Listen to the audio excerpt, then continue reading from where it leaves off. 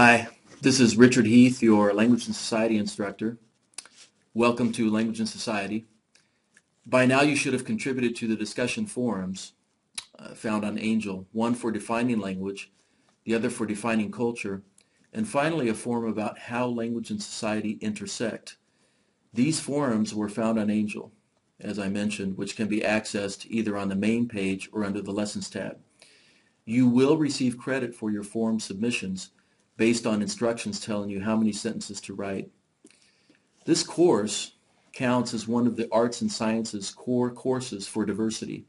As a matter of fact, it is the only Understanding Cultures course that does not count as a core course but may be taken to meet the diversity requirement. So how does one define culture?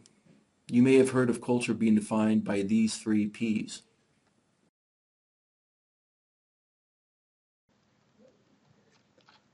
Let me introduce to you the perspectives, products, and practices triad.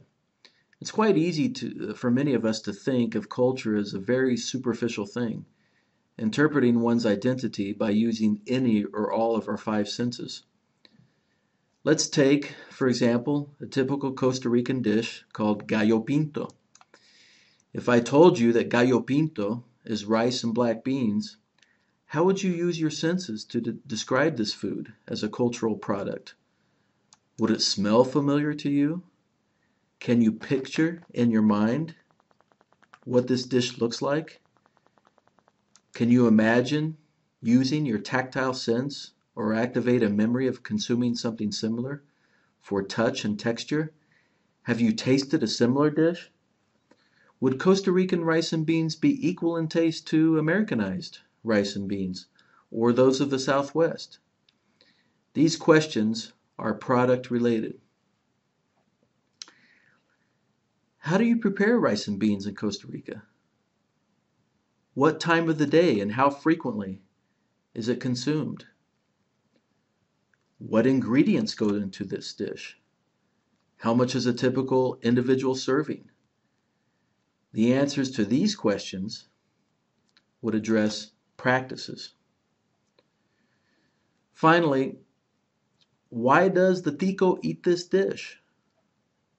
What is its origin? Pinpointing one's perspectives is perhaps the most difficult topic to touch upon and ultimately comprehend. It is the perspective component of this culture triad that does not get addressed sufficiently. But doing so will ultimately enhance one's critical thinking skills, which are vital in the understanding of the humanities. For example, history, social sciences, among many other disciplines and areas of study. This course, too, like those attending primarily to lower level thinking skills, will appear to address predominantly the products and practices elements of what comprise culture as a whole. We're very used to, as a society, focusing on those two things, products and practices. And we'll do the same, especially in the beginning of this course. For instance, we begin this course with phonetics and transcription, which linguists maintain as simple, concrete, outward manifestations of what is spoken at a given time. Indeed, this is a product, a superficial construct. It is what it is. But why is it what it is? After being exposed to phonetic transcription for English by using just a portion of the International Phonetic Alphabet, we'll begin addressing the relationship between language and society. We should ask ourselves, does language determine culture? In other words, does it actually create culture? Or does culture determine language? Does language determine the way we think? Does language change due to cultural change? Or is it vice versa? Perhaps a little bit of both.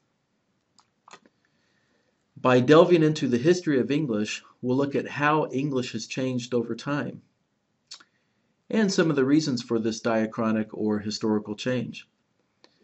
Another aspect would be to look at a synchronic view of language, that is, how language is realized at a given point in time and space. We talk about language variation. Language variation we see as a synchronic type view, synchronic setting in space and time. What do you think about language use? Do women speak faster than men? Are some languages spoken more quickly than other languages? Are some languages more pleasing to the ear than others?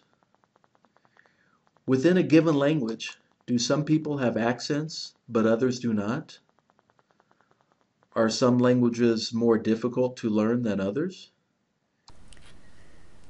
Is the English language changing for the worst? Some of these questions posed are bonus questions. They will not necessarily be covered in the course. However, it is my hope that the content for this course will elicit additional questions that will prompt you to thirst for possible answers to some of those questions. Prior to each of the 4 journal entries required for this course, I will activate a video of my own thoughts about the topic for you to watch on your own. Good luck, and I hope you enjoy the course.